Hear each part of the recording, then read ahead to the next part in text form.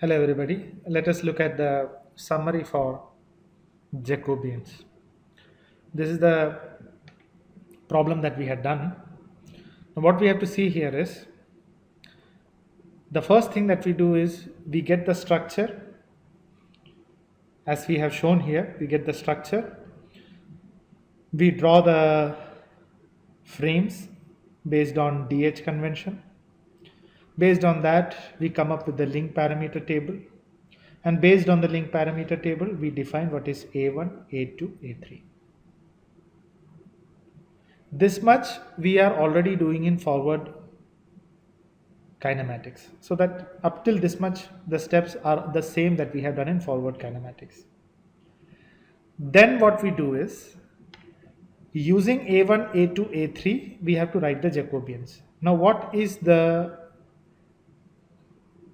equation of Jacobians? How does it look like? The equation of Jacobians, basically it looks like this, where you are having one column for each joint. So joint 1 is I is equal to 1, joint 2 I is equal to 2, joint 3 is I is equal to 3. And for writing this column, these 6 values that we see here, the 6 values of one column is written based on the equation that we have discussed at the time of Jacobians, and that is the general rule for writing the Jacobian. So if it's a prismatic joint, so if the first joint is prismatic, we will use these two equations. If it is a revolute joint, we will use these two equations.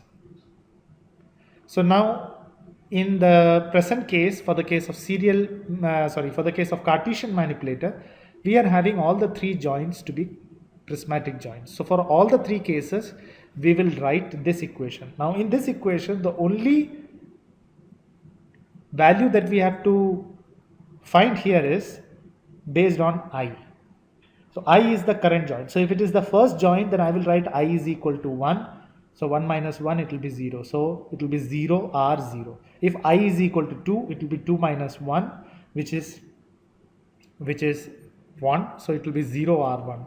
Similarly, 0 R 2. So what we have done here is, we have defined for the three joints, three prismatic joints.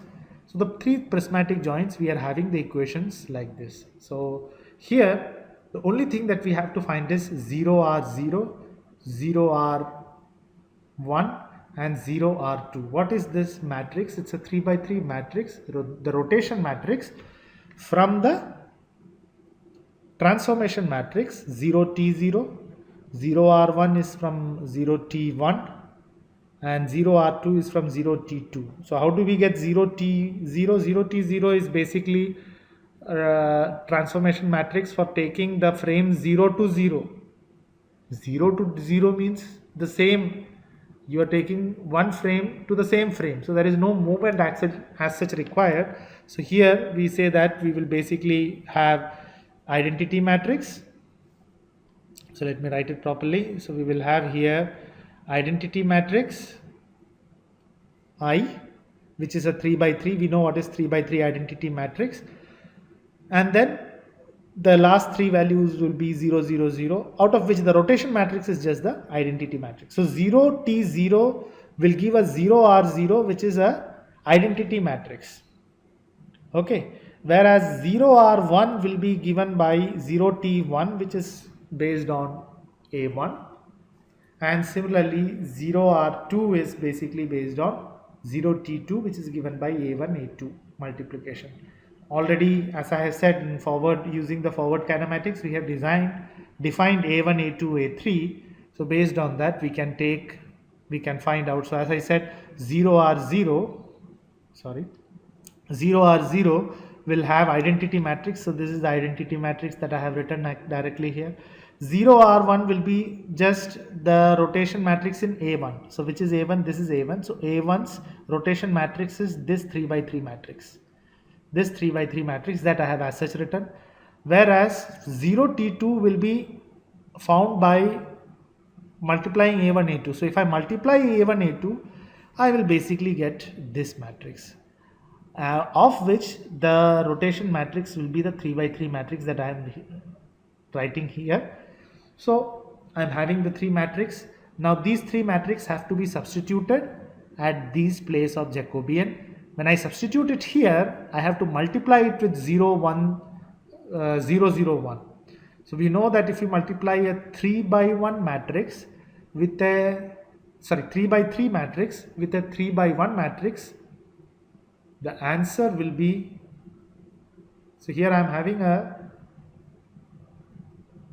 the answer should be a 3 by 3, but out of which only I am going to take the last column, correct? So when I do that matrix multiplication, I will get the answer as 0, 0, 1. For the second case, I will get it as this. For the third case, I will get it as this. So I just substitute that in this Jacobian matrix and I will get the final Jacobian matrix, which is basically this. Now we already know the equation of Jacobian, which relates the linear velocity with the angular velocity is equal to whatever is the three joint variable differentiations we are having. Based on that, I will get the linear equations, and I should also get the angular equations, but here the angular equations will all come out to be 0. So the linear velocity of the end effector will be defined by the velocity of the joints, which is given by this equation. Okay, thank you.